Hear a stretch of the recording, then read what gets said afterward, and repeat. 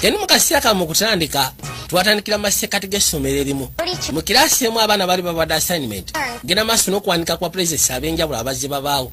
Ono yawandika kwayitibwa William Henry Harrison. Yafa pneumonia wabula yafugira ennaku 32. Kali abagamba nti ekyo kituwa ekyokuyiga okuma emibiri gyaffe nga miyonjo okusobola okuba nga immune system yaffe y'amaanyi okulwanisa endwadde ez'enjawulo nga zino.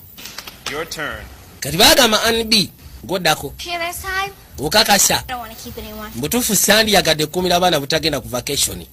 Bamugamba yitawo jangu mu maaso. Essay eriwa eri wano mu mutwe wabula enegenda kubeera performance piece. President wange nze ngenda kwogera ku Franklin Delano Roosevelt yalondebwa mu 1932 wabula mu kaseera we yalondebwa ensi abantu baali baavu kwegamba kiringa ffe bwe tutoba n'obunaku newankubadde kale ffe tulina internet. Yagamba kati abava emabega ng'ogyeko ab'omu maaso